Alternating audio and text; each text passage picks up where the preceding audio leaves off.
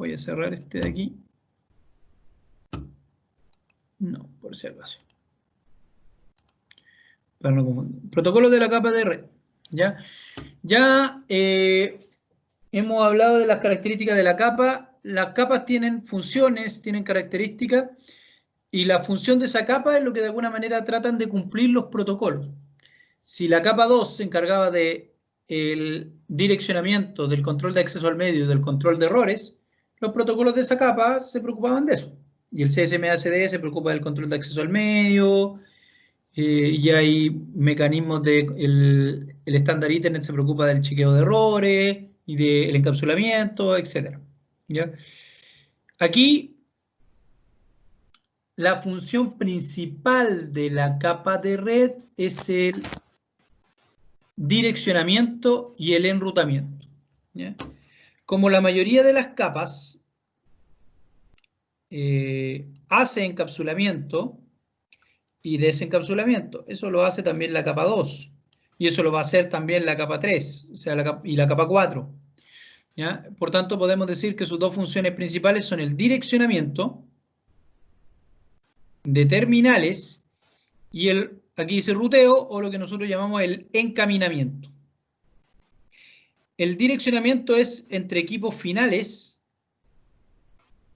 y el encaminamiento es entre redes.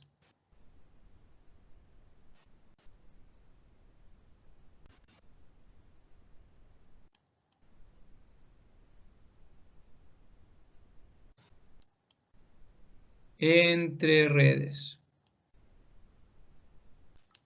¿Ya?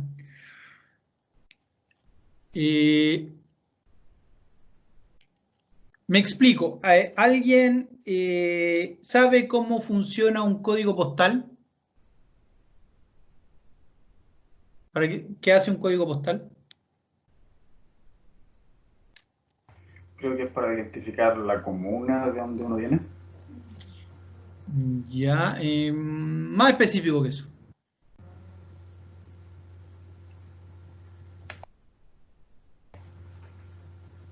No lo sé en realidad. Ya. El código postal identifica las manzanas, lo que nosotros llamamos las cuadras. ¿Ya? En el plano, cada manzanita tiene un número. Y ese número es el código postal. ¿Ya? Y cada casa tiene una dirección dentro de esa manzana. Entonces, háganse la idea de que el encaminamiento es como que yo mandara las cosas a la manzana. Aquí las mando, a la manzana 22. Y dentro de esa manzana hay una dirección que identifica a mi casa. Y yo soy el 22A. Porque aquí, esta casa de aquí, el 22B. El direccionamiento va a encontrar la casa, pero el enrutamiento va a encontrar la manzana, o sea, el grupo. Si lo quieres más grande, como decía tu compañero haciendo la analogía, la comuna. ¿Ya? Es decir, a través del encaminamiento yo lo mando hacia el grupo, y dentro del grupo el direccionamiento se encarga de ubicarlo. ¿Ya? Estas dos son las tareas principales de la capa 3. Y por supuesto, entonces son dos tareas que hace o que ayuda a hacer el protocolo IP, porque es propio de ahí. Las direcciones IP ayudan al direccionamiento. El protocolo IP es un protocolo de direccionamiento. Para el enrutamiento están los protocolos de ruteo. ¿Cuáles son esos? Los que vamos a mencionar aquí: RIP, OSPF, EIGRP, que son tres de los principales protocolos de ruteo. Estos protocolos ayudan a encontrar, por así decirlo, la manzana, y el protocolo IP ayuda a encontrar la casa dentro de la manzana. ¿Me explico? Sí, profe. Sí, profe. Ya. Esa es más o menos la idea. ¿Ya? Ahora bien, dentro del protocolo IP, hoy día tenemos dos versiones funcionando, las dos válidas, que son el IPv4 y el IPv6. ¿Ya? La versión 4 del protocolo IP y la versión 6 del protocolo IP. Son las dos que actualmente están vigentes, las dos funcionan, las dos se utilizan a distintos niveles de la comunicación generalmente. Por ejemplo, el protocolo IPv6, ¿dónde está funcionando hoy día? En el núcleo de Internet.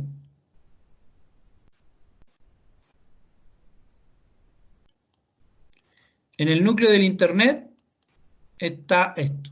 Y el IPv4, ¿dónde lo usamos todavía y lo vamos a seguir usando por harto rato? En las LAN, por ejemplo. Las redes LAN todavía funcionan mayoritariamente con IPv4 y por eso vamos a estudiar el IPv4. Y a nivel de núcleo de Internet estamos funcionando ya hace varios años con IPv6.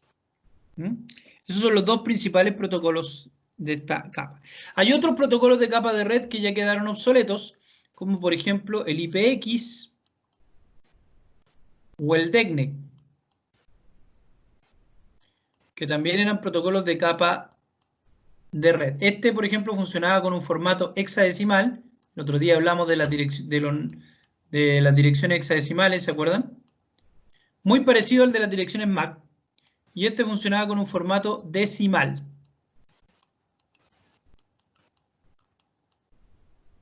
Bueno, el IP, ¿cómo funciona? El IPv4 funciona con un formato binario.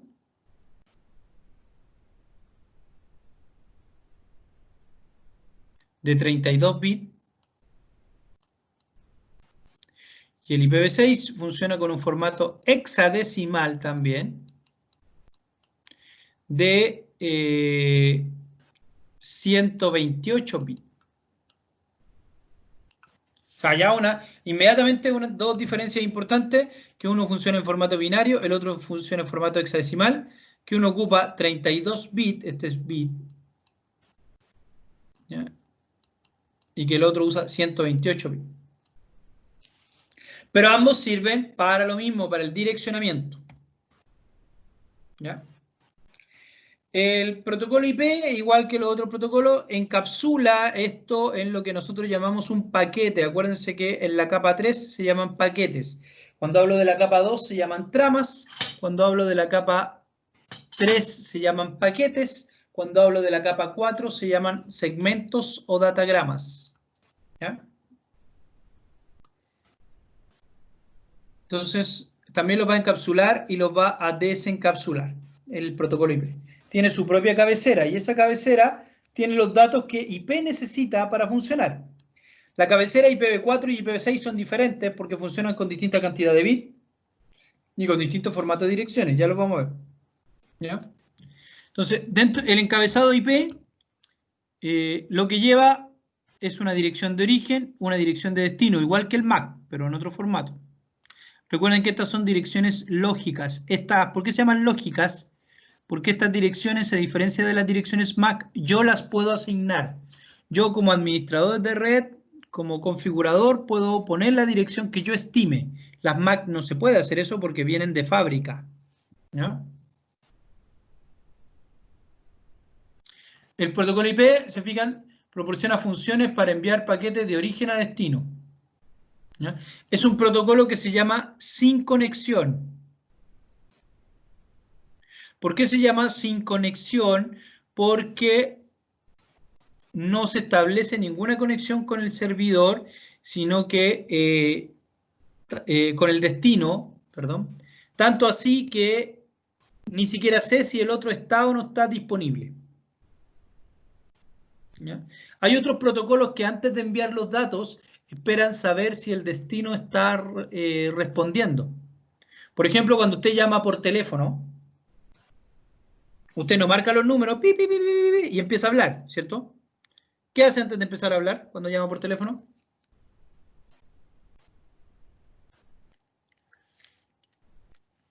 El tono. ¿Ah? Aló. Ya, pero usted dice aló al Que tiro. tenga tono. Ya, Eso, que tenga tono, era ya, aló. pero eso es para enviar los dígitos. Envió los dígitos, marcó y está llamando. Sí, po. Y antes de Digo, aló. poder y dice aló al tiro. Para poder decir aló, ¿qué tiene que esperar? El tono. Que le contesten. Que le contesten, eso. Si no le contestan, ¿para qué va a decir aló, po? Está hablando solo. ¿Sí o no? Sí, profe. Si usted marca y dice aló al tiro, estamos mal. Le aviso. Así no funciona. Ah, si uno marca. Ay, si me responde. Tiene que esperar que le respondan. Sí, ¿Ya? Ya. Eso sería un sistema, un protocolo. El telefónico es un protocolo orientado a la conexión. ¿Por qué? Porque tú tienes que saber que el otro está disponible, está preparado, está listo para recibir tus datos antes de enviarlos. Por eso tú hablas cuando el otro te contesta, no antes. En cambio, en IP no. Tú puedes mandar un correo electrónico sin saber si el otro tiene encendido su computador. Sí se puede. Sí, pues. Mandáis un WhatsApp y no importa si el otro tiene el teléfono apagado, ¿cierto? Lo podéis mandar igual. ¿Va a llegar cuando el otro encienda el teléfono? Sí, va a llegar después. Al otro lo va a recibir después, digamos. Pero tú lo puedes enviar, aunque el otro no esté disponible. ¿Me entiendes? Sí, profe. Ya. Por eso se llama que es un protocolo no orientado a la conexión. ¿Ya? Sin establecer previamente una conexión. Otra característica que es como acá, cuando usted envía una carta, ¿ve? El remitente no sabe si el otro está disponible, no sabe si la carta llegó, si el mensaje llegó. Usted manda un correo, no sabe si llegó en realidad, po. Nunca sabe. No sabe cuándo llegó. El destinatario no sabe cuándo le va a llegar algo. Yo tengo abierto mi correo y puedo esperar todo el día ahí y no necesariamente alguien me va a mandar un correo. No tengo idea cuándo irá a llegar o no, ¿sí? Por eso se llama protocolo no orientado a la conexión o un protocolo sin conexión. Otra característica de IP es que es un protocolo de máximo esfuerzo.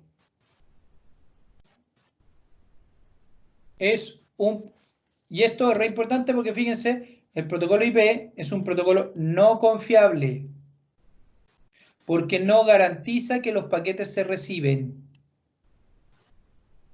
IP no es capaz de saber si los paquetes llegaron o no, o si llegaron bien o mal. ¿Ya? Su tarea es que los paquetes, enviar los paquetes hacia el destino, bien direccionados. No es tarea de él saber si llegaron bien o si llegaron mal o si faltó alguno. Si yo te tenía que enviar 50 paquetes y se perdió el 48, no tengo cómo saberlo porque el protocolo no está construido para saber eso. ¿Sí? Entonces, por eso se dice que es un protocolo no confiable. Porque su tarea no es corregir error, esa tarea está en el nivel 2 y la tarea de la secuencia y de reenviar paquetes o cosas como esa está en el nivel 4. O sea, los protocolos de capa 4, que son el TCP y el UDP, se van a preocupar de que los paquetes lleguen bien, de la confiabilidad. El protocolo IP no le interesa la confiabilidad, le interesa el direccionamiento. ¿Me entienden la idea? Sí, profe. Yo pongo siempre esta analogía, fíjese bien. El protocolo IP es como un repartidor de helado a domicilio. ¿Ya? Si yo soy el protocolo IP y soy un repartidor de helado a domicilio, ahora que estamos con todas las comunas en cuarentena, ¿cierto? Todas las cosas son delivery. ¿Ya? El protocolo IP se va a preocupar de que el helado te llegue a ti. Esa es su tarea.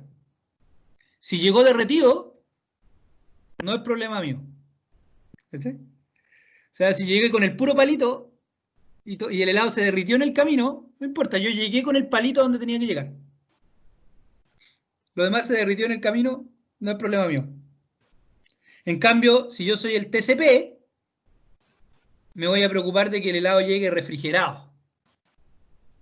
Lo voy a meter en un paquetito refrigerado, lo voy a meter en un camión refrigerado para que el helado no se derrita en el camino. Pero yo como TCP no sé a dónde voy. ¿Quién me dice eso? Me lo dice el IP. ¿Entiendes? Yo soy el encargado de que el helado no se derrita en el camino y el chofer del camión es el protocolo IP. ¿Se entiende? Se entiende, profe. Son Sí, tareas, sí, profe. son tareas complementarias, ¿se fijan? Uno se preocupa de que el paquete llegue, el otro se preocupa de que si llegó bien, si llegó mal, si falta alguno. Ah, encargué 50 cajas de helado, pero faltan 2. Eso es tarea de TCP, protocolo de máximo esfuerzo. Y otra cosa que es muy importante porque esta característica ha hecho que el protocolo IP sea tan importante hoy día en Internet.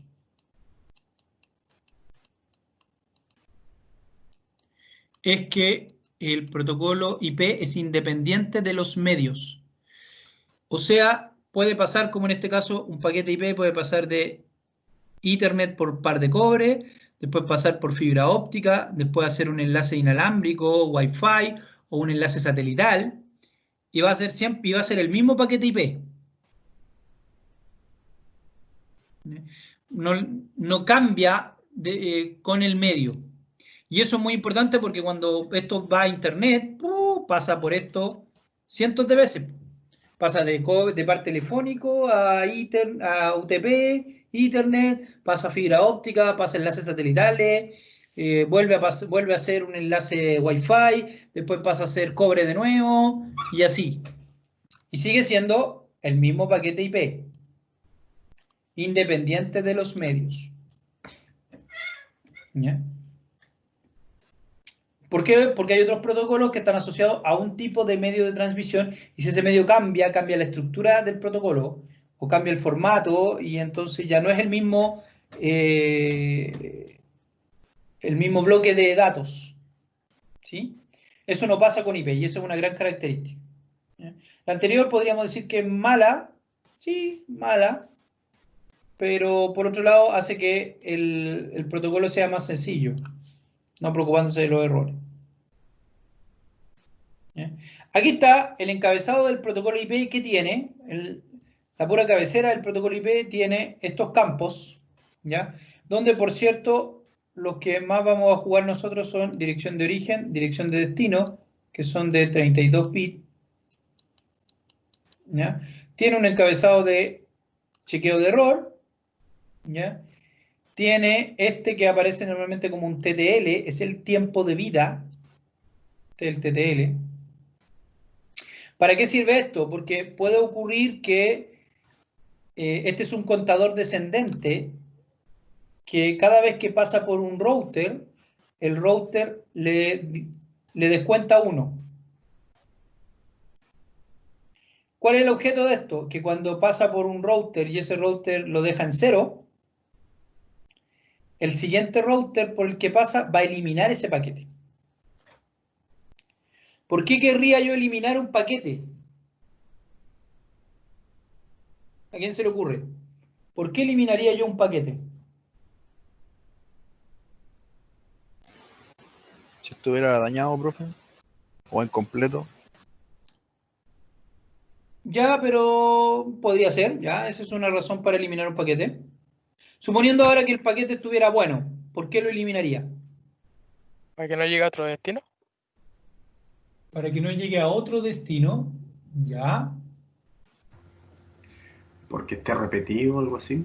Ya, puede ser, por ejemplo, porque está repetido, o puede ser porque simplemente ese paquete nunca llegó a su destino y se quedó dando vuelta y vuelta y vuelta y vuelta en la red. ¿Qué pasa? No queremos que hayan paquetes en la red que, porque no encuentran su destino, estén ahí todo el rato, porque empiezan a ocupar ancho de banda, po. ¿Se fijan? Entonces, tengo que buscar alguna forma de eliminar paquetes que están dando vueltas en la red. Y el tiempo de vida me sirve para eso. Si un paquete ha llegado al contador a 0 es porque ha pasado tantas veces por los routers que en el fondo está dando vueltas. Entonces lo elimino. ¿Ya? El campo versión me indica si esto es IPv4 o IPv6. ¿Ya? ¿Ve? Y después los tipos de servicio, la longitud total, campos que yo podría decir no tan importantes. En IPv6, por aquí lo tenemos, déjenme, acá. En IPv6, fíjense que está la comparativa. En IPv6 es más simple. Hay varios campos que desaparecen, fíjense. Todos estos campos que están en plomito acá no existen en IPv6. Todos estos campos desaparecieron acá. ¿Y qué se hizo? Se le dio más espacio ¿a qué? A los campos de direcciones, fíjense. Son mucho más grandes, ¿se fijan?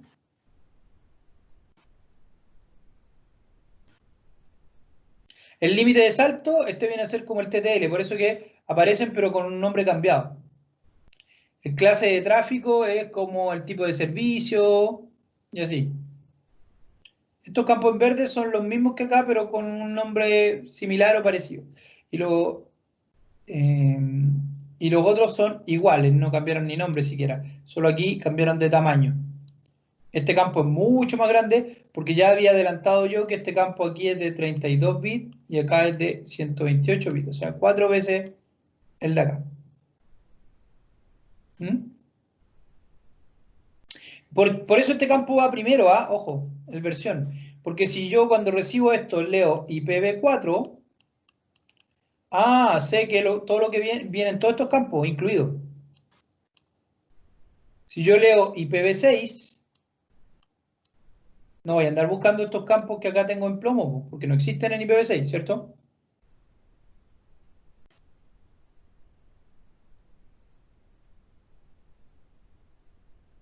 Ya.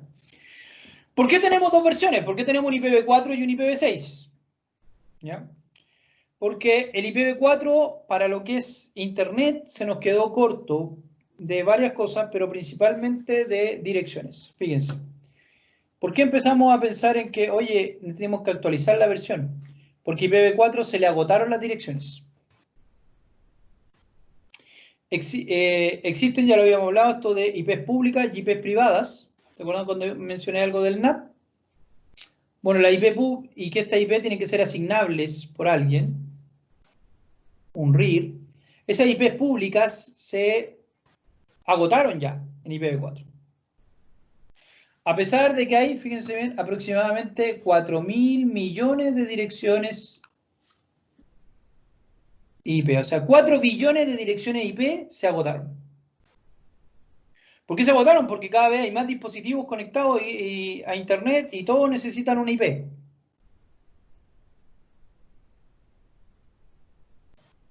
¿No? Segundo, otra cosa que motivó a que había que actualizar el IPv4, esta fue tal vez la más importante por lejos, porque si no hay más direcciones no puedo seguir agregando dispositivos. ¿Ya?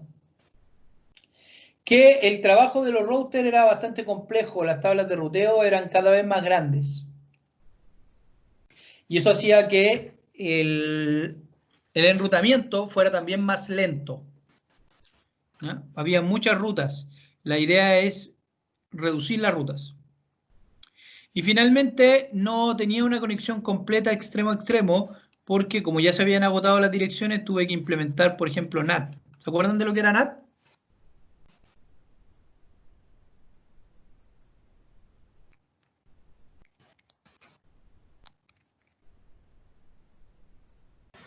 Lo que dijo usted, profe, que transformaba la IP pública a privada. Claro. Es que yo se lo ponía en el ejemplo en la casa. Cuando yo estoy en mi casa, aquí tengo mi LAN. Yo tengo aquí 4 o 5 dispositivos, pero me van a dar una IP para salir, una sola. Entonces, ¿cómo salgo con esa única IP? Aquí hay el modem, lo que hace es un proceso de NAT, que significa Network Address Translator. Entonces, aquí adentro me pone IPs privadas. Y acá afuera me pone una sola IP pública, una o varias pueden ser. Ya, pero para nuestro caso, una IP pública, que las públicas son las válidas para navegar en Internet. Entonces, con esa yo puedo navegar en Internet, pero tengo una sola. Entonces, ¿por qué aquí dice que no hay conexión integral? Claro, porque un equipo que está acá en Internet no se va a comunicar nunca directamente con uno que está acá, porque el que está acá adentro no tiene direcciones que naveguen en Internet. Hasta aquí llega el mundo público. ¿Ya? Bueno, todo eso se quería mejorar. Lo más importante, como digo, es que se acababan las direcciones, por lo tanto, Internet no iba a poder seguir creciendo. Ninguno de los dispositivos que tenemos desde hace, no sé, 5, 6, 8 años lo hubiéramos podido conectar con IPv4. ¿Por qué? Simplemente porque no habían direcciones. Se acabaron. Así de sencillo. ¿Ya? Aún habiendo 4.000 millones de direcciones. Pero van a ver que la cantidad que tiene IPv6 es estratosféricamente más que eso. ¿Ya? Y entonces se implementó IPv6. ¿Ya? Y en IPv6 se aumentó el espacio de direcciones, que era el primer problema. Pasó de 32 bits a 128 bits. Con esto pasamos de 4.000 millones o 4 billones ¿a cuánto?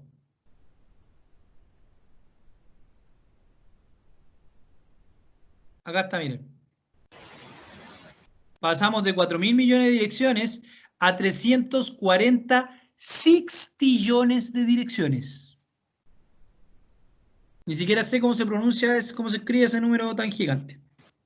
340 sextillones. Miren la cantidad de ceros que tiene un sextillón. Versus los 4.000 millones que estaban acá. Aquí están los 4.000 millones y acá tengo 340 con todos esos ceros. O sea, la cantidad de direcciones es gigantorme. ¿Se fijan? ¿Sí o no? O sea, es casi, uno le cuesta imaginarse una cantidad tan grande.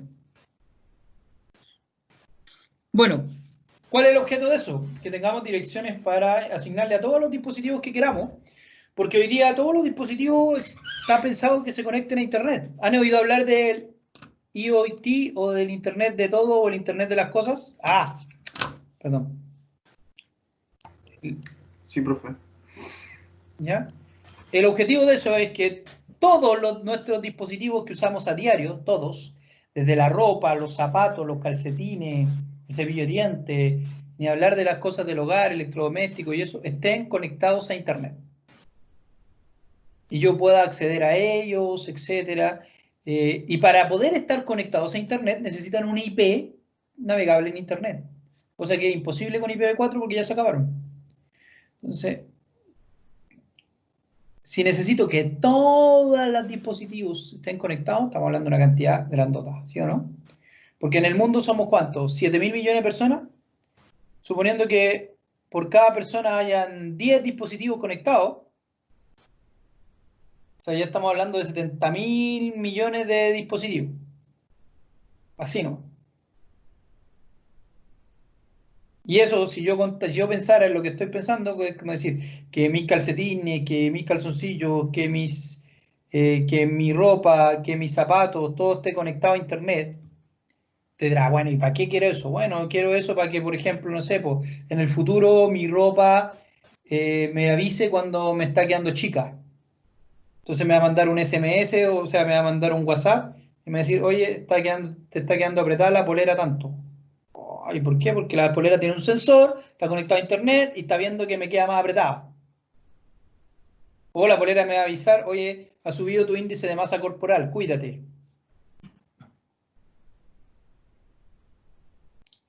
O el refrigerador no solo está conectado a Internet, sino que además está conectado a todos mis dispositivos, le tengo cargada mi tarjeta de crédito y como cada cosa que yo compro en el supermercado viene con un chip y ese chip lo registra el refrigerador al entrar, sabe qué cosas me faltan y qué no. Y antes de volver del trabajo me dice, oye, se acabaron las cervezas. ¿Para qué? Para que yo pase a comprar cerveza porque el refrigerador se da cuenta que ya no hay. Y mejor aún, si le tengo cargada la tarjeta de crédito al refrigerador, el refrigerador solo compra las cervezas y cuando llego a la casa está el pack de cervezas en la puerta porque el computador compró las cervezas. ¿Se puede hacer eso? Se puede hacer eso. Hacia allá apunta el IoT. ¿Se fijan? Pero eso no es posible si los dispositivos no están conectados a Internet, no pueden navegar libremente y para eso necesitan direcciones. Y por eso era necesario, por ejemplo, esto. Ahora uno dice, ¿este número es gigante? Sí, pero cuando pensamos en lo que yo le estoy tratando de explicar ahora, 340 millones de sextillones de direcciones, hoy día se dice no se van a acabar nunca. Yo creo que se van a acabar, porque en algún minuto también se dijo lo mismo de IPv4. No, con 4.000 millones de direcciones no se nos van a acabar nunca. Y se nos acabaron. Y si usted piensa en cosas como la que yo estoy diciendo ahora, donde incluso cada cosita que usted compre y que mete al refrigerador tiene un chip y tiene una dirección, etcétera, se nos van a acabar Más rápido de lo que pensemos cuando tengamos ese tipo de tecnología, ¿sí? ¿Me siguen? Sí, profe. Ya. Otra cosa que mejora el IPv6, como bien dice aquí, como ya vimos en el datagrama es más simple, por lo tanto tiene menos campo, lo hace más rápido. No necesita NAT, ¿por qué? Porque aquí ya no existen direcciones públicas y privadas. Desaparece ese concepto. Hay direcciones globales y locales, pero todas son válidas para navegar en Internet. ¿Ya?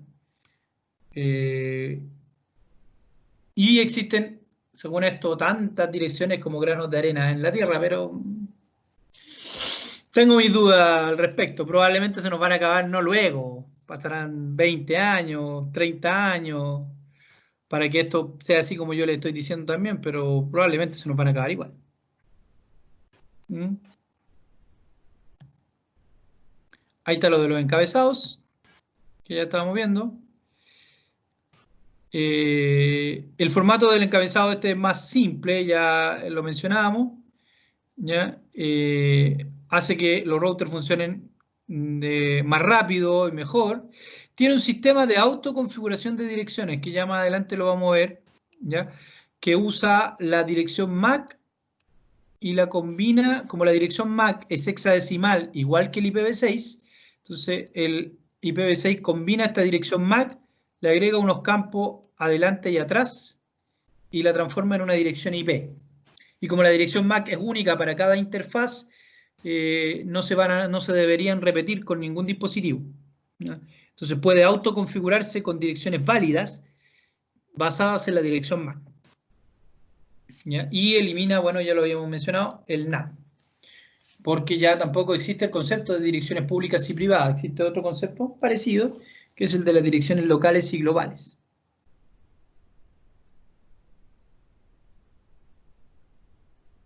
Ya, bueno, aquí básicamente sigue siendo lo mismo. ¿Ya? La clase de tráfico es el equivalente al tipo de servicio, la versión es lo mismo. ¿Ya? Esto es para ver cómo lo manejan los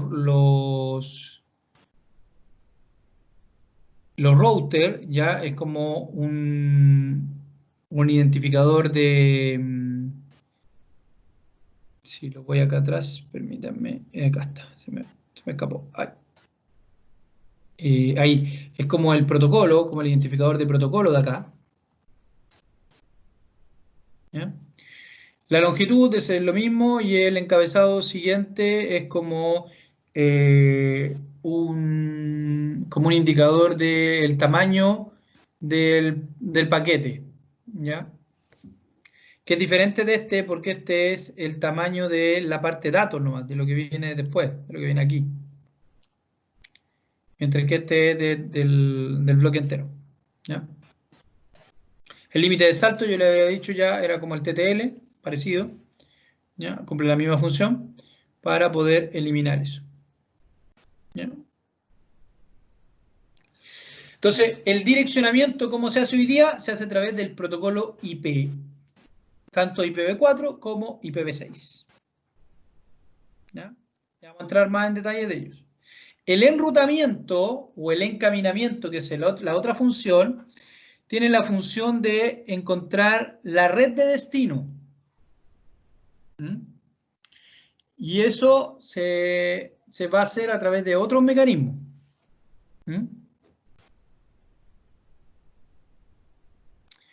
¿Cómo?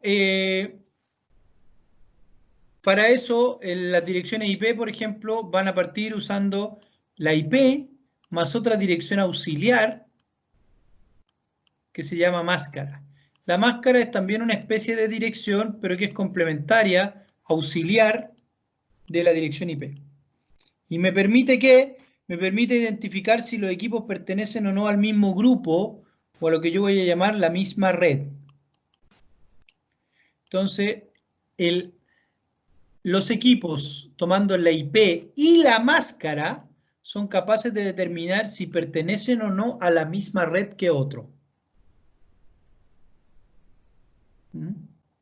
Si no son de la misma red, se descartan o se envían hacia aquel dispositivo que sea capaz de enviarme hacia otra red. ¿Y cuál es ese dispositivo? El gateway predeterminado.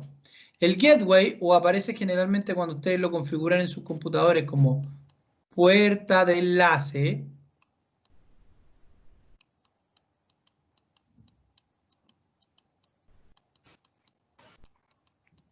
es el dispositivo al que yo le voy a mandar todo lo que esté fuera de mi red.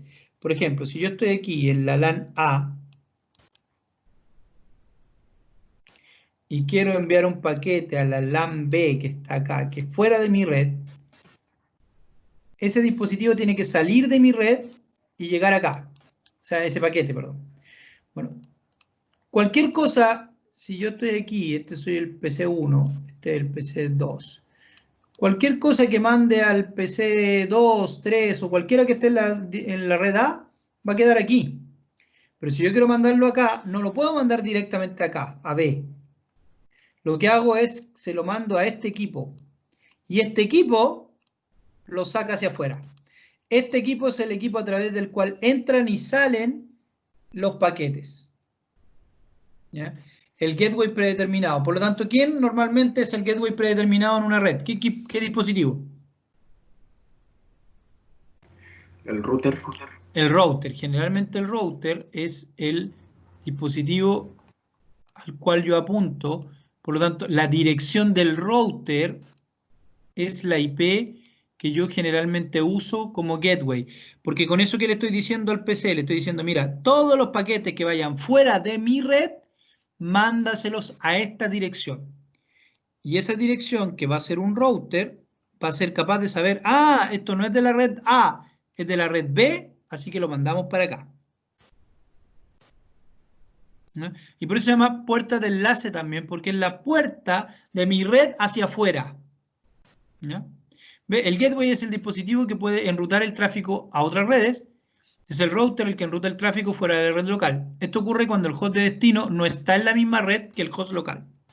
Entonces, cada vez que yo voy a mandar un paquete fuera de mi red, se lo mando al gateway. Por eso es muy importante que tener dirección de gateway cuando me voy a comunicar afuera. Si yo tuviera solo tráfico local dentro de mi red, no necesitaría un gateway. Puedo dejar esa dirección en blanco si quiero. O poner una que no sea válida, no importa.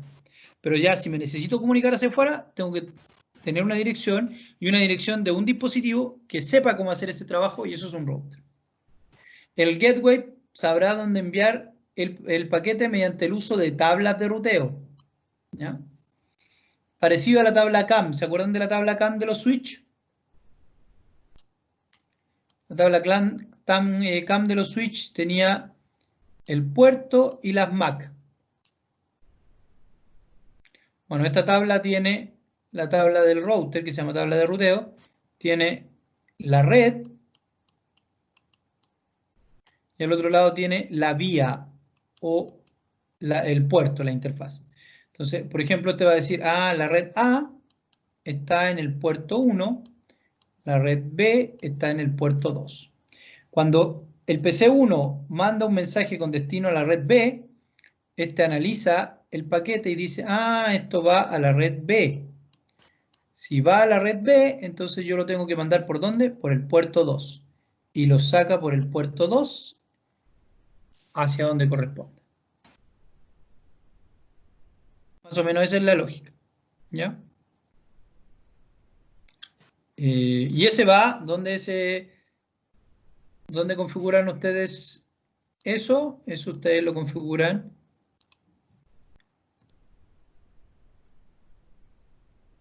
Un poco lenta esta cosa.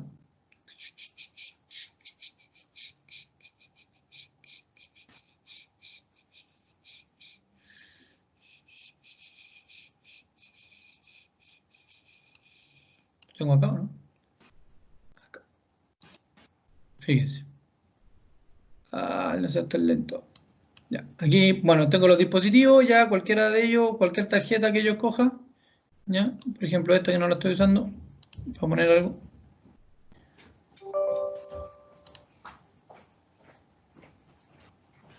Y aquí cuando ustedes van a la configuración del protocolo IP, aparece la dirección IP, la máscara y la puerta de enlace. Ese es el gateway predeterminado. Entonces, ¿qué le estoy diciendo a este equipo? Esto va a ser tu dirección Y cuando tú quieras enviar cualquier cosa fuera de la red, envíaselo a esta dirección. ¿Sí?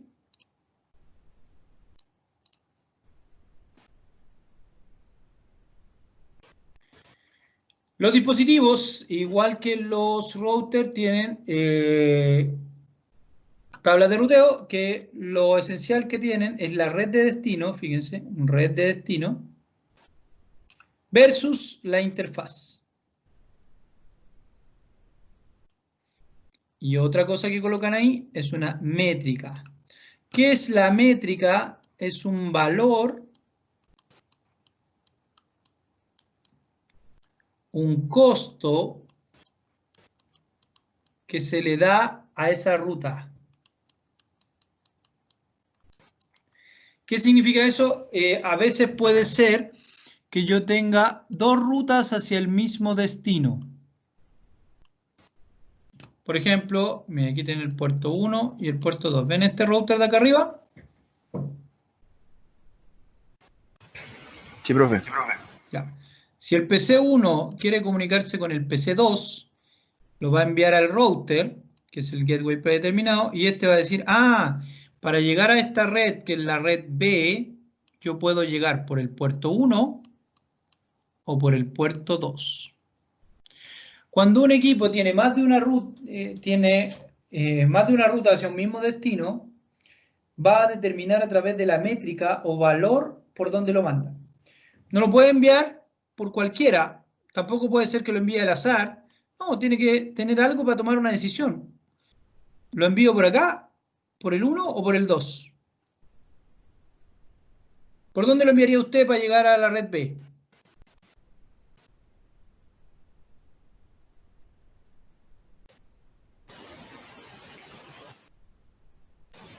Por el 2, profe, es más directo, ¿no? Por el 2. Por el Sí, 2 porque es más directo. ¿Ya? Perfecto. O sea, si pensamos en que es más directo, por acá. ¿Y qué pasa si yo le digo que este es un enlace de 128 kilos y este de acá es un enlace de 1 giga y este es un enlace de 1 giga? ¿Por dónde me envían los datos? Por el 1 es más rápido. Por el 1 porque es más rápido, ¿cierto? Lejos. Claro, uno es más directo, el otro es más rápido. Bueno, pero ahí, ¿por qué me dijeron primero el 1? Porque usted pensó que es más directo. ¿Por qué me dijeron el 2? Porque es más rápido. O sea, ¿qué pasa? Que hay distintos criterios para seleccionar. Bueno, los routers le dan un valor a la ruta según alguno de esos criterios o combinaciones de esos criterios. ¿Sí? Podría ser que el router juntara el criterio de ser más directo con el ser más rápido o con el que esté menos congestionado, y en función de eso dice, ah, a la ruta 1 le vamos a poner el valor 5 y a la ruta 2 le vamos a poner el valor 10. ¿Ya? Y entonces me voy por la que me cueste menos, por eso se llama costo. Siempre me voy por la que tiene menor métrica, la que cuesta menos. ¿Sí? Pero para eso tiene que determinar. ¿Quién determina ese valor, esa métrica? El protocolo de ruteo. El protocolo de ruteo determina ese valor a partir de qué? De criterios, de características. Cada protocolo de ruteo hace cosas distintas. Por ejemplo, RIP habría decidido irse por el camino 2. ¿Por qué RIP habría decidido irse por el camino 2? Porque RIP usa el criterio del camino con menos saltos o que pasa por menos router. Entonces, para él, su criterio es ese y se habría ido por el camino 2, aunque es más lento, sí. Otros protocolos usan una combinación y probablemente habrían escogido el camino 2 porque, aunque es menos directo, es más rápido. Y así. Pero eso va a depender del protocolo de ruteo y de la característica, el criterio que ellos usen para conformar su tabla. Ya más adelante lo vamos a ver un poquito más. ¿Ya? Es como cuando usted se va al trabajo, ¿cierto? Usted se puede ir al trabajo caminando, en bicicleta, en micro, en metro y micro, en micro, y usted ve, po. Ah, hoy día me voy a ir en bicicleta porque quiero hacer ejercicio y tengo tiempo. No, ese fue su criterio, ¿eh? Pero otro día decir, no, estoy apurado, así que me voy a ir en metro, micro, pum. Hoy día tengo ganas, no tengo ganas de ir apretado en el metro, prefiero esperar la micro y me voy durmiendo. Tiene distintas alternativas, ¿cierto? Y usted determina cuál es su ruta en función de algún criterio. Bueno, eso mismo hacen aquí. Así se construye la tabla de ruteo básicamente. ¿Ya? Los PC tienen tabla de ruteo que la construyen internamente y el dispositivo que maneja la tabla entre redes es el router y hace una tabla que se llama tabla de ruteo con este criterio, como les decía, donde va a poner en la red la vía, que es el puerto por el que lo va a sacar, y la métrica o el costo. Con esos tres factores determina por dónde mandar los datos.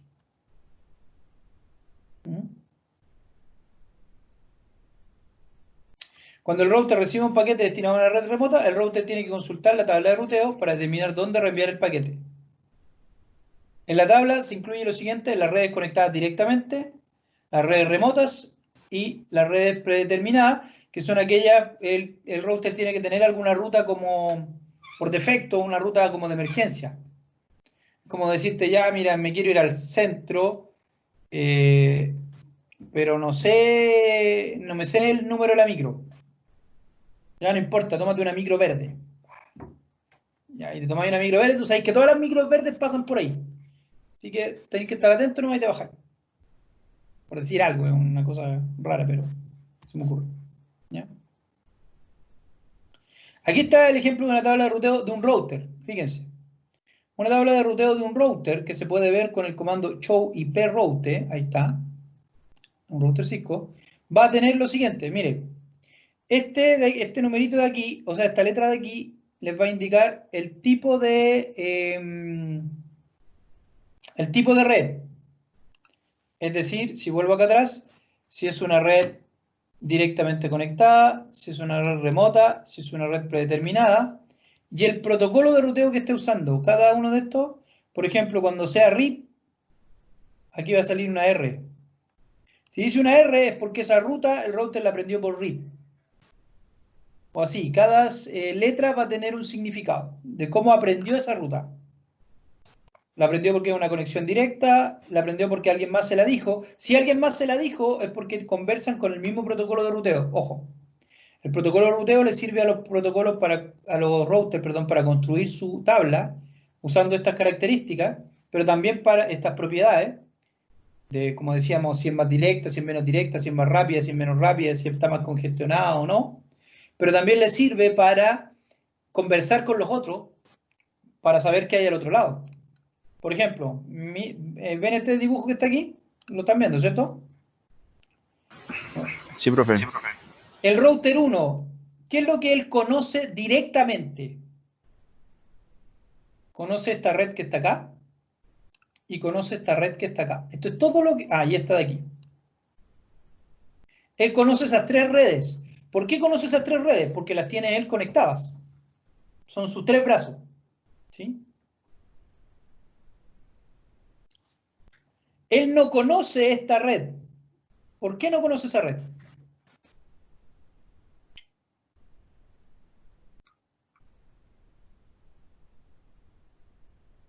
A terminar la idea, que ya me estoy en la hora. Me quedan 3 minutos. ¿Por qué no conoce esa red? Porque no la tiene conectada. Él no puede saber lo que está más allá de él. ¿Cuándo el router 1 va a conocer la red 10? 1.1. Cuando el router 2 le cuente, oye, el router 2 sí conoce esta red. Cuando el router 2 le cuente, oye, yo tengo conectada la red 10.10. Ah, entonces router 1, ¿podría llegar a la red 10 a través tuyo? Sí, pues. Entonces los routers conversan eso. ¿Ya? Entonces aquí pone la dirección de red y luego coloca la vía.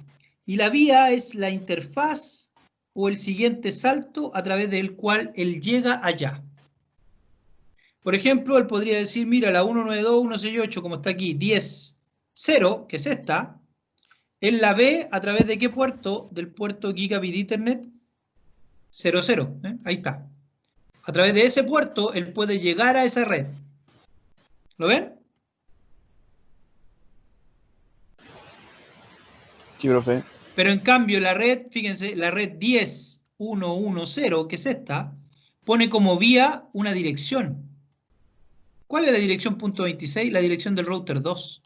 Porque él lo que está diciendo es que a través del router 2, él puede llegar a esta red. ¿Conoce esa red? Sí, porque el router 2 se lo dijo y a través del router 2 puede llegar ahí. Entonces, cuando alguien mande un mensaje dirigido a la red 10.10.10.1.1.0, se lo va a mandar al router 2. Y el router 2 tendrá que hacerlo llegar a su destino. ¿Ya?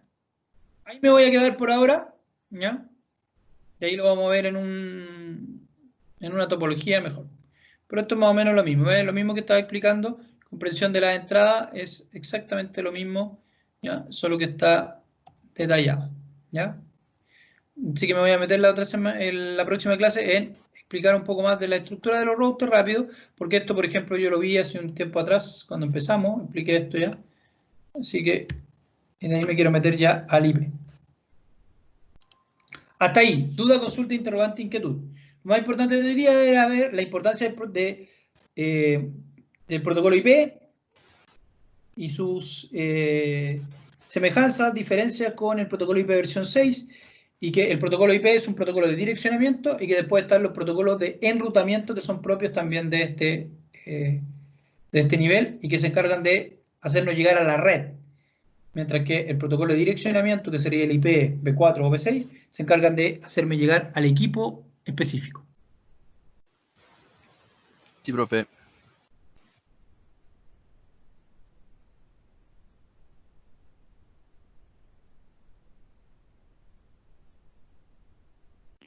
Ya, perfecto. Entonces, sigamos con el tema de los routers, les decía.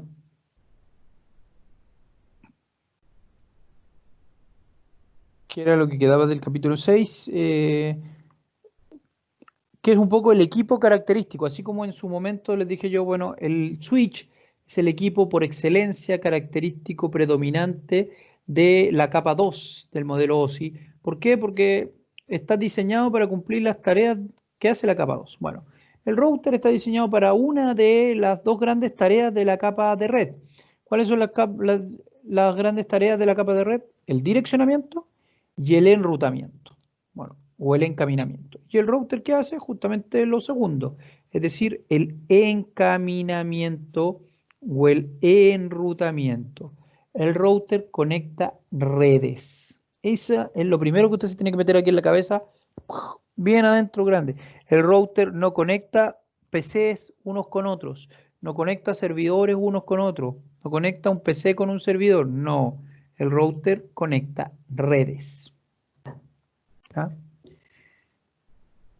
Eso es lo primero. Ya, los routers, aquí lo primero que hace Cisco es hablarnos un poco de su estructura. Usted ya está preparado para esto, porque usted ya leyó el capítulo 6, porque tenía la prueba planificada para esta semana, así que ya lo leyó.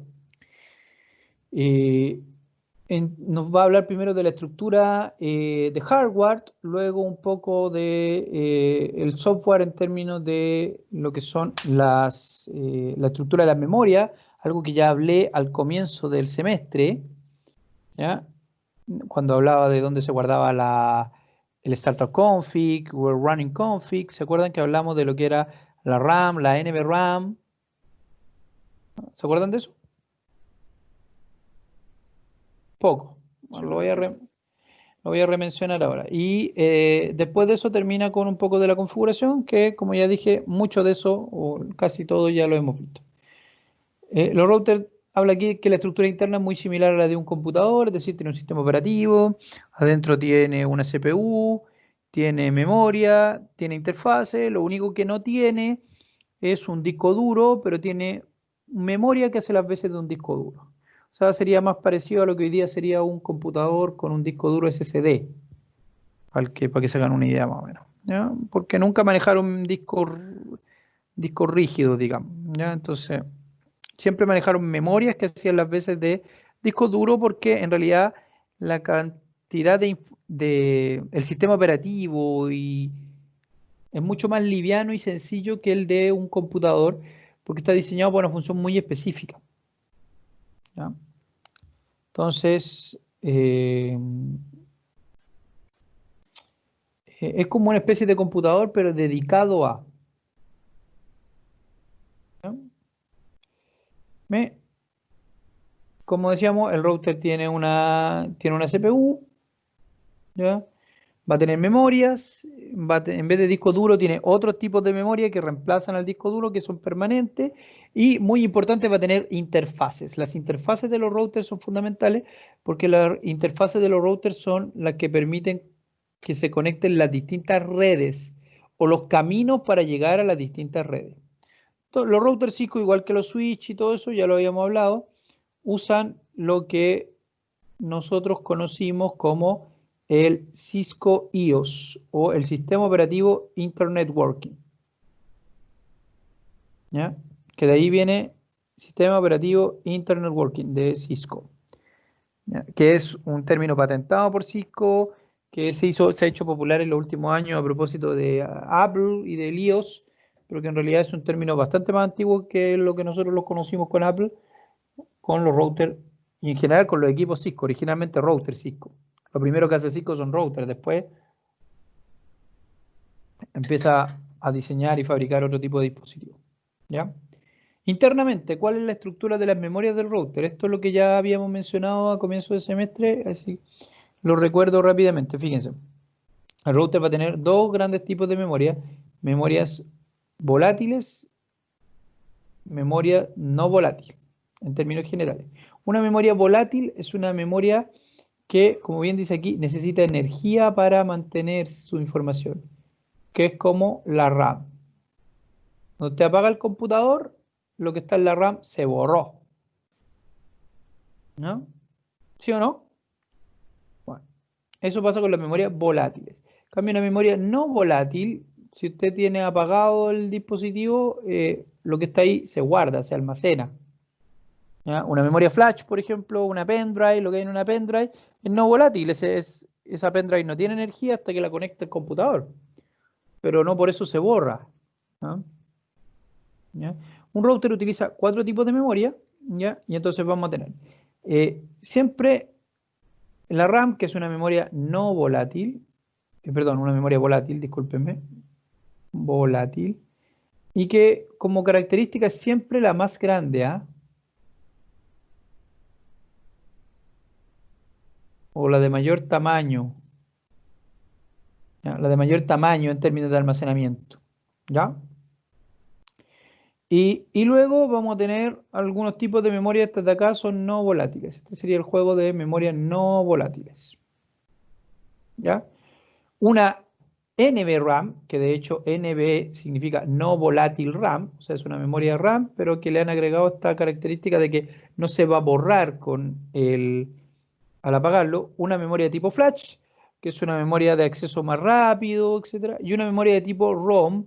La memoria de tipo ROM son memorias que vienen de fábrica, no se puede modificar tan fácil, no se están escribiendo, sino que son memorias generalmente solo para leer. Traen una información de fábrica y no se pueden sobreescribir ni guardar cosas, ¿ya? ¿Qué viene en esta memoria? Viene, como dice aquí, el firmware, ¿ya? El controlador del equipo es lo que hace partir al equipo. Ahí viene el pequeño programita que hace que el equipo se encienda, se inicie, chequee su hardware y empiece a funcionar. Por eso dice aquí trae una versión del iOS o del sistema operativo limitada, una versión más pequeña del sistema operativo. Pero incluso antes que eso trae el firmware, que es lo que le permite a la máquina empezar a funcionar. ¿Se entiende? Es como el equivalente a lo que sería la BIOS del computador, una cosa así, ¿ya? Para los que tienen un poco de idea de la estructura de un PC, esto vendría a ser como eso, como la BIOS del computador. ¿Me siguen? Sí, profe. Ya. Entonces, esta es la primera. Después está la memoria flash.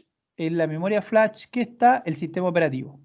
Los archivos del iOS. O sea, aquí está el sistema operativo guardado. Esta memoria es un poquito más grande, ¿ya? Generalmente aquí el archivo está comprimido.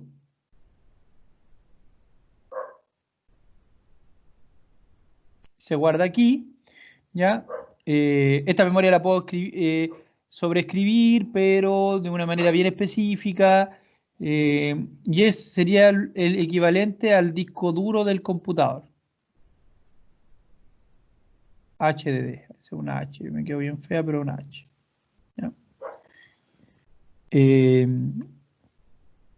Y la NVRAM, que es donde se guarda el archivo de configuración, que nosotros conocimos como el startup config.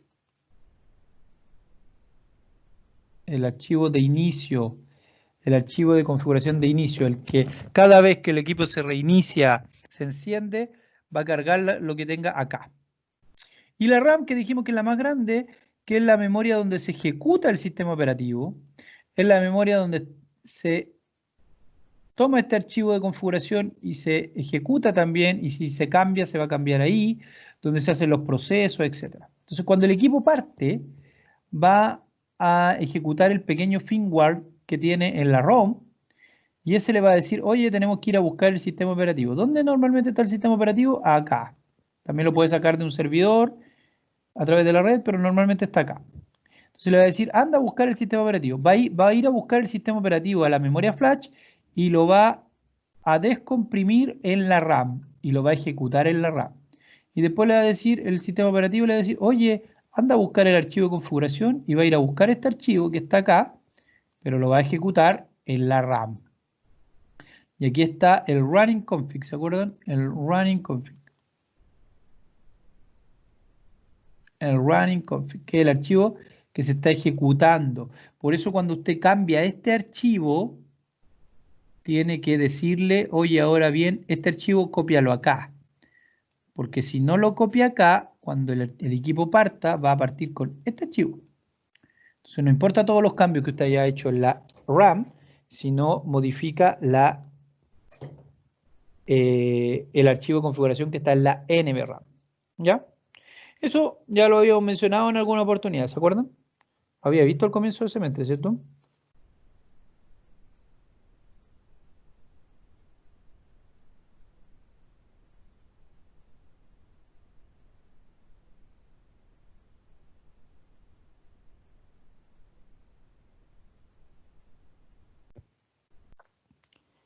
Sí, profesor, no, profesor.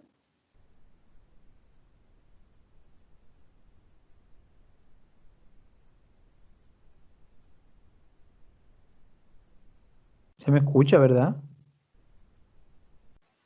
Sí, sí. Ah, ya. No, no es necesario que me griten, basta que me digan sí nomás.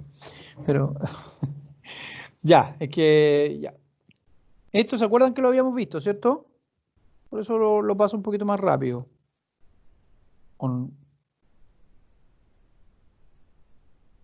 Sí, profe, sí, lo vimos. Ya.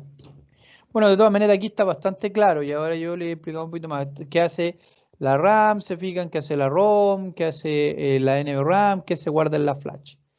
Ya, la principal diferencia con un computador es que en vez de, como digo, la memoria flash tendría un HDD y ahí se guarda y en el mismo disco duro se guarda la configuración, pero tiene una BIOS que sería las veces de la ROM, tiene un disco duro que sería las veces de la flash y tiene una RAM donde se ejecuta todo efectivamente.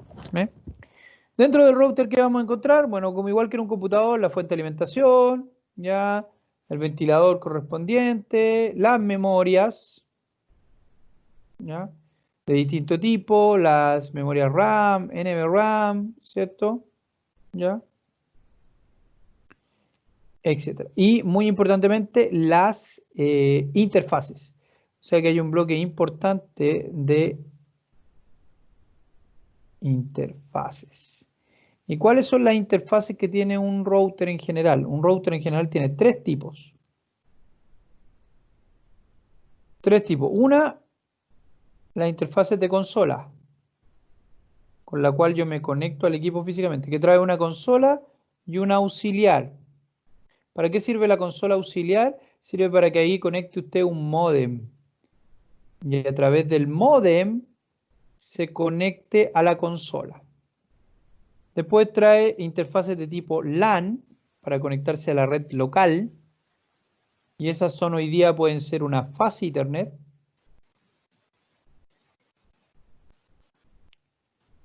Fase Ethernet o pueden ser una Gigabit Ethernet.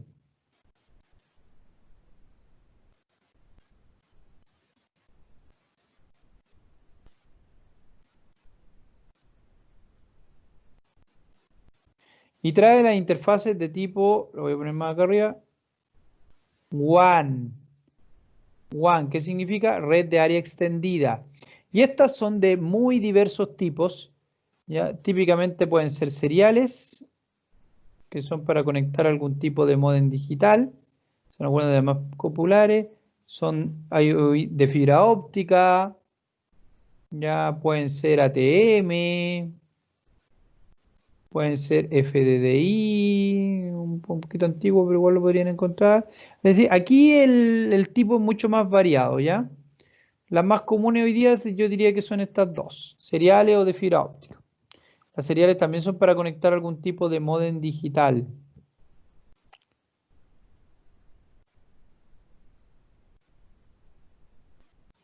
¿Ya?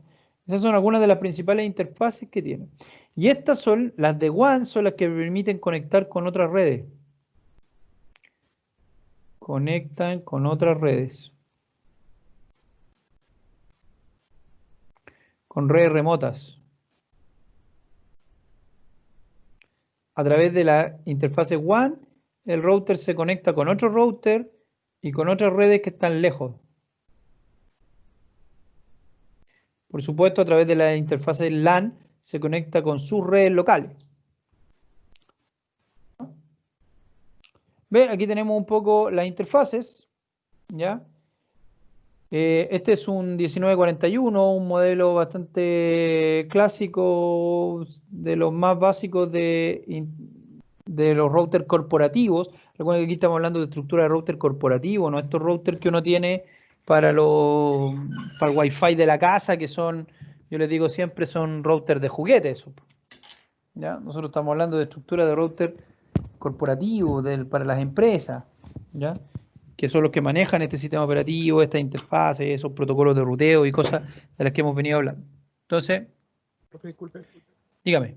Rodrigo, ¿el router más utilizado es el 1941 o hay otro específico? No, yo no me atrevería a decir que es el más utilizado, de hecho hoy día menos.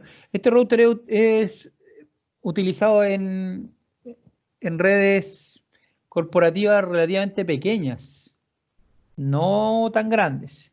Es uno de los más utilizados porque es uno de los modelos más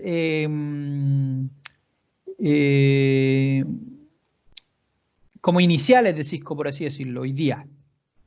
¿Ya? Es decir, si alguien quiere poner una pequeña pyme y quiere conectar su red con otra sucursal, etcétera, el router porque vas a partir Cisco es un 1941 hoy día. ¿Ya? Entonces, si lo pensamos en ese tipo de empresa y como para iniciar, sí, pero hay muchos modelos más y depende. Si es una gran red corporativa, lo más probable es que no use un router de este tipo, use routers que tienen mayor capacidad. Porque, por ejemplo, fíjense en este router tiene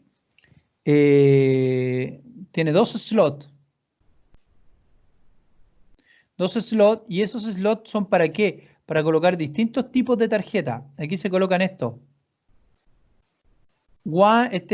Esto significa, WIC significa One Interface Card, o sea, tarjeta de interfaz de Red One, y la H, que son los modelos actuales, que es de alta velocidad. Entonces, aquí, en este slot, tú puedes colocar distintos tipos de tarjetas para los distintos tipos de enlaces. Te fijas, por ejemplo, DSL hoy día, para fibra óptica, para seriales, distintos tipos de tarjetitas, y que en general van a manejar 1 o 2 conexiones. O sea, en este router tú cuando mucho te podría llegar a conectar hacia 4 redes en lugares distintos. ¿Ya? Va a depender de la interfaz que coloques ahí. Pero la gracia que tiene este router una de las gracias que tiene es esta, que es modular. Tiene sus slots donde yo le puedo agregar tarjetas según la necesidad que tenga el cliente. ¿Ya? Entonces compro la tarjeta. Yo, por ejemplo, hace unos años atrás armé un laboratorio en un colegio de esto. Ya, y compramos 10 de estos routers. Y a cada router le pusimos 2 tarjetas aquí distintas. Entonces le pusimos una tarjeta de switch una tarjeta que hacía las veces de switch, y le pusimos otra tarjeta que era una WIC 1T que tenía 2 puertos seriales. Entonces cada router tenía 2 puertos seriales para conectarse con 2 routers más remotamente, y aquí tenía 4 puertos de switch, donde yo podía conectar directamente los computadores. Entonces con eso yo se hacía el laboratorio en el colegio, ahí te fijas. Cada router tenía la posibilidad de conectar 4 computadores y además conectarse con 2 routers más al mismo tiempo, ¿ya? Pero eso va dependiendo de la necesidad, hay variados tipos de tarjetas. Aquí vamos a encontrar las interfaces de consola y auxiliares que usan un conector RJ45, parecido al de red, pero dicen consola y auxiliares. Y esta de aquí es la Ethernet. Estas dos de aquí son las Ethernet, que en el caso de este router son Gigabit Ethernet. Gigabit Ethernet 0, 0 y la Gigabit Ethernet 0, 1. Siempre van enumeradas en los routers así. Viene el tipo de interfaz, el tipo, en este caso Gigabit Ethernet, y el número depende también del slot. Por ejemplo, si está la tarjeta acá, en el slot 1, todas las tarjetas de ahí se van a llamar tarjeta tipo algo, el número del slot 1 / dependiendo del puerto. Por ejemplo, cada uno de estos puertos se va a llamar 1/0, el otro se va a llamar 1/2, 1 y así, 1/2, depende. Y el tipo, si es Fast Ethernet, Gigabit Ethernet, FDDI o lo que sea. ¿Ya? Esto es importante porque hay que reconocerle el número. A veces nos pasa con las guías de networking, ya sea por un error o porque a veces uno se confunde. El otro día me pasó en una de las guías, ¿cierto? Que decía Gigabit Ethernet, dice conecte la Fast Ethernet 02 y resulta que no sé, pues no tiene 02, tiene 12. Hay que fijarse bien en ese número porque ese número identifica la posición de hardware. Entonces, en qué slot está y qué puerto dentro de ese slot. ¿Ya?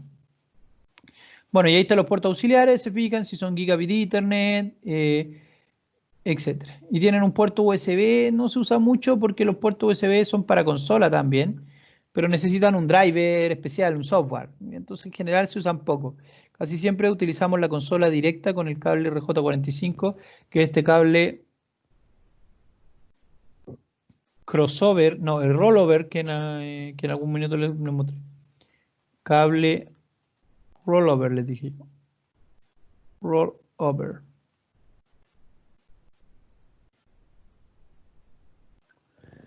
El cable rollover es el que va aquí, que es un cable que Cisco provee, que es un cable celestito aparte.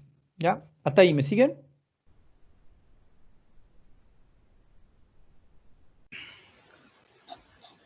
Ya. Sí, profe. La otra son interfaces de tipo LAN o interfaces de tipo WAN, como decíamos. ¿Ya? La otra es para conectarse, etcétera. ¿Ya? ¿Ya? Aquí está un poco lo que decía antes yo del proceso de partida del router cuando arranca. Parte con el POS, que es el software que chequea su estado y después empieza a cargar este programa de arranque. ¿Ya? Después está desde la memoria flash, saca el sistema operativo. Si no lo tiene en la memoria flash, por ejemplo, si yo lo quiero hacer una actualización, puedo descargar el sistema operativo también de un servidor TFTP. Por ejemplo, si quiero actualizarle el sistema operativo, yo le doy una instrucción, lo configuro para que en vez de sacar el sistema operativo de la flash, le digo anda a buscarlo a un servidor. Y en ese servidor yo tengo instalada una versión más nueva del sistema operativo y hago que el equipo descargue esa versión más nueva y una vez que la cargó en la RAM, le digo que la copie a la flash en este caso. ¿Sí? Y después los archivos de configuración que están en la NVRAM por defecto, siempre la primera posición es por defecto, también lo puedo sacar de un TFTP y también podría sacarlo desde la consola. Si tengo un computador conectado a la consola, desde ahí también puedo hacer que el equipo descargue algún archivo de configuración. ¿Sí?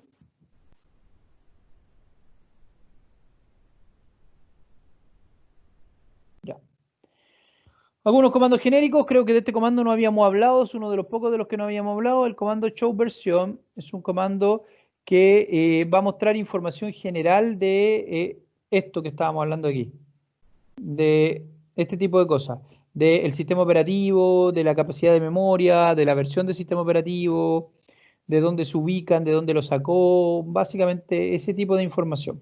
Entonces me da la versión del programa de arranque, la información sobre la configuración de hardware, por ejemplo, me va a decir cuántos puertos tiene, la cantidad de memoria. Entonces, hice un show versión, inmediatamente miren, me dice que es un software para un 1900, este era un 1941, ahí me da la versión 15.2, ¿ya? Me da el nombre del archivo,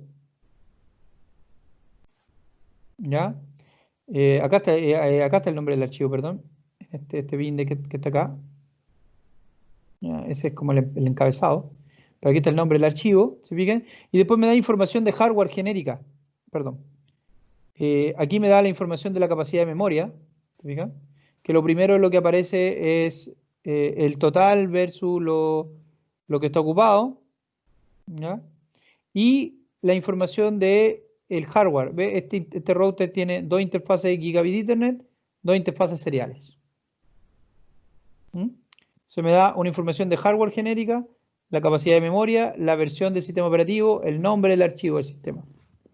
¿Ya? Eso lo hace el comando show version, sirve para router, para switch, para los diversos equipos que usan Cisco IOS. ¿Ya? ¿Ve? Y aquí usted puede sacar todo eso, pregunta, ¿cuánto tiempo funcionó? Ah, también me da el uptime, que está por ahí. Aquí está, ¿ve?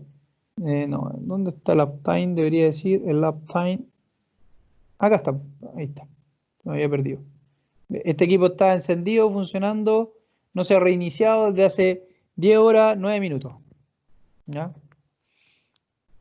No sé, pues usted llegó a una parte a revisar algo y vio el uptime y el uptime dice que esto se apagó hace 2 horas. Chuta, y usted dice, ¿qué pasó?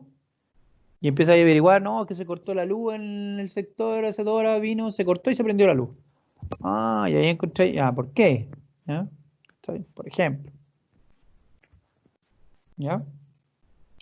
De la configuración, como ya dijimos, ya sabemos cómo es esto, se conecta a las consolas, tiene la misma estructura del iOS, tiene un modo usuario, un modo privilegiado, y nos vamos moviendo de la misma manera, ¿ve?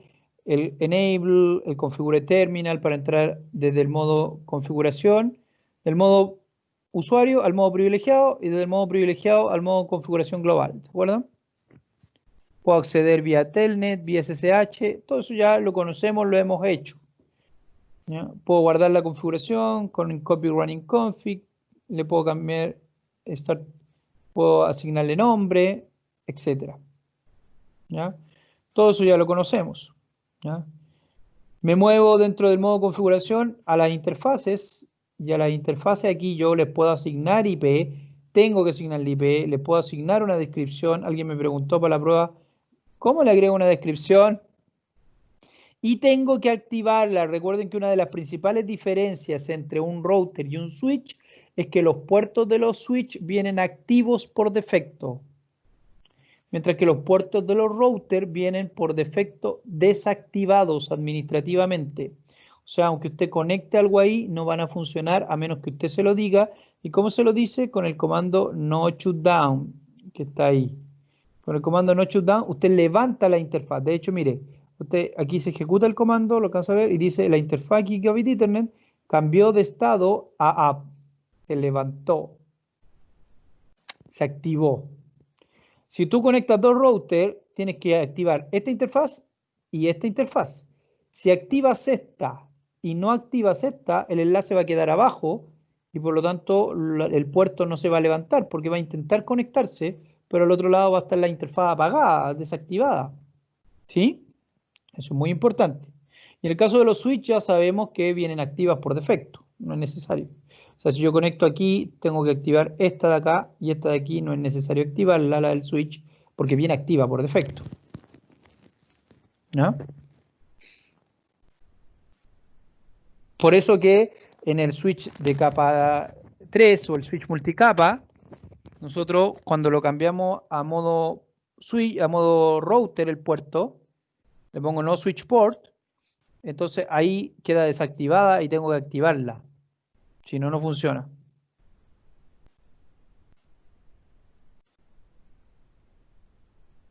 Un comando bastante útil en el switch, en el router sobre todo, más que en el switch, porque los switch tienen muchos puertos, es difícil ver eso, pero también se puede usar, es este comando, el show IP interfaz brief. Este comando usted le va a dar una especie de resumen de las interfaces que están activas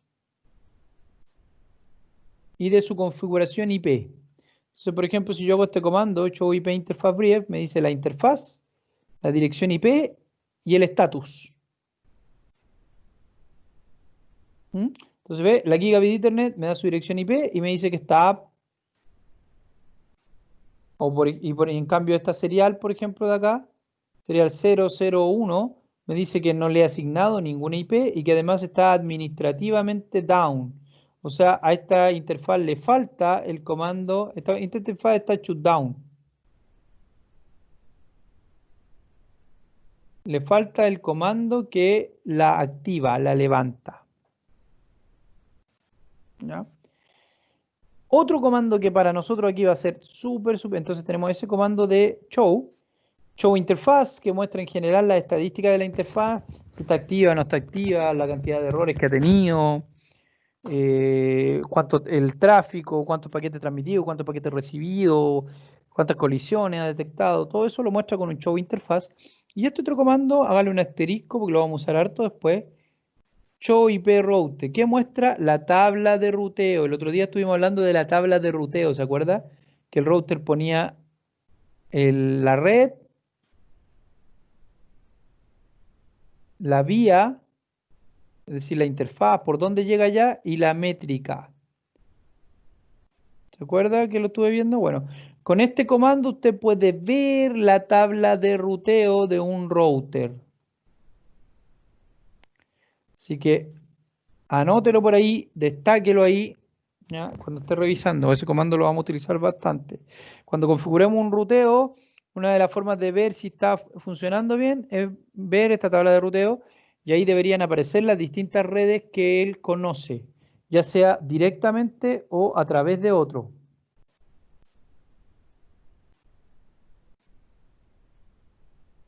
¿Me siguen hasta ahí?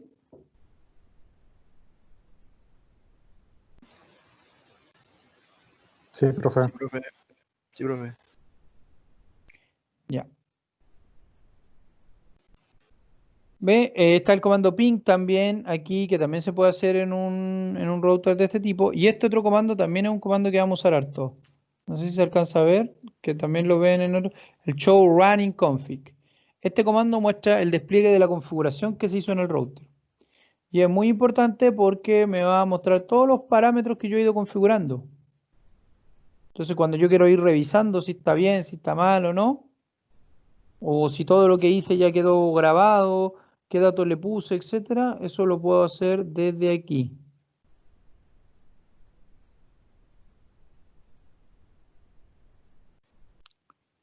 Desde el comando show running config.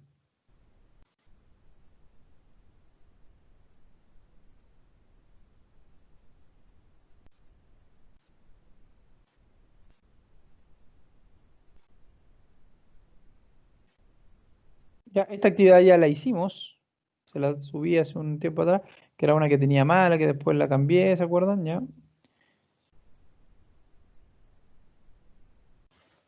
Y no, esto no me interesa, ya. Eso es lo que respecta en general a los routers. Se fijan que les dije yo que la mayoría de las cositas ya las habíamos visto, porque son idénticas a las a las del, a las del switch, con funciones distintas, como esto de activar los puertos, como ver la tabla de ruteo. Eso no es algo que podamos ver en un switch. Pero la estructura del iOS es la misma, los comandos son bastante similares.